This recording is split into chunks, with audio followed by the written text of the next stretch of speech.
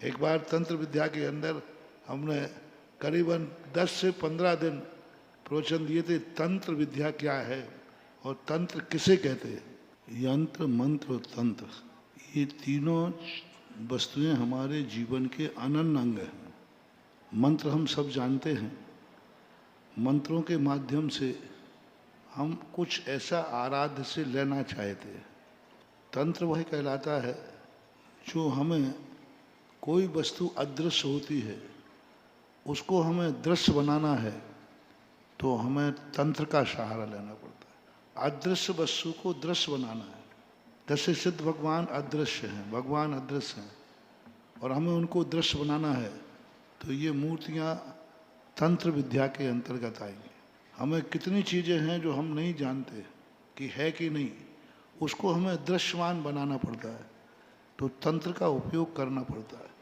जितने विश्वास होते हैं ये सब तंत्र विद्या पर आधारित हैं।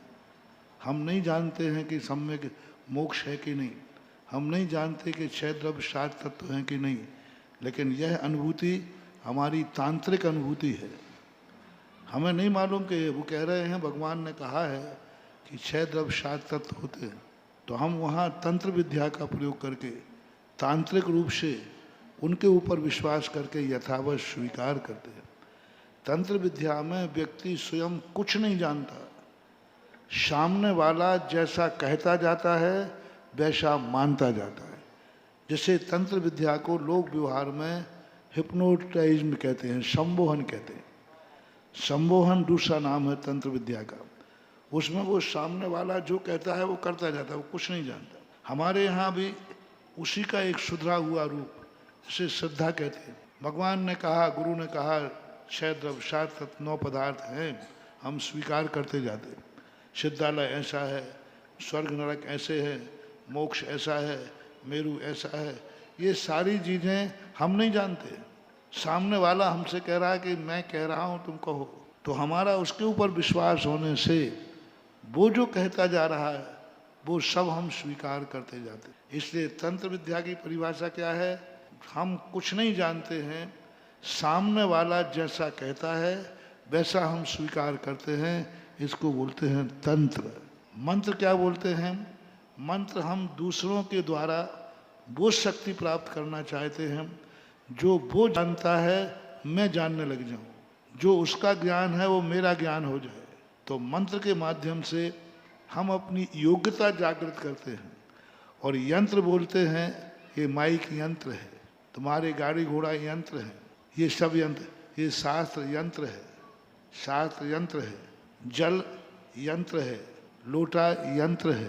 तो जिनसे कार्य किया जाता है वो यंत्र हैं, जिनसे शक्ति प्राप्त की जाती है वो मंत्र हैं, जिनको हम कुछ नहीं जानते हैं फिर भी हम स्वीकार करते हैं, ये तंत्र है। अब जो है विद्रूप रूप है। आज जो तंत्र विद्या का विद्रूप हो गया है संमोहन। तंत्र विद्या के 2 रूप, एक विनाशकारी एक विकासकारी। मंत्र विद्या के 2 रूप, एक विकासकारी एक विनाशकारी। विकासकारी मंत्र कहला उच्चाटन, मारन, वशीकरण, ये मंत्र कहलाते हैं विनाशकारी। नमोकार मंत्र, उपासना मंत्र, ये कहलाते हैं विकासकारी। तो ऐसे ही तंत्र के भी 2 रूप हैं, एक संमोहन और एक विश्वास। संमोहन विनाशकारी है जो आज वर्तमान में देखा जाता है, और जो श्रद्धा है वो विकासकारी है जो सदा से चली आई। इसलिए तीनों चीज़ें हमारे जीवन का अनन्य अंग हैं, लेकिन तीनों चीज़ें विनाश हैं। हम गन्ने की मशीन से रस निकालते हैं और हाथ चला जाए तो हाथ की रस निकल जाएगा, अब वो विनाशकारी हो गई कि नहीं। जो माचिस की काड़ी है, ये जो लाइट जल रही है, ये यंत्र है, लेकिन चूक जाए तो विद्रूप है। तो तीनों के अच्छे रूप भी हैं और विद्रूप रूप हैं, ऐसा जानना चाहिए।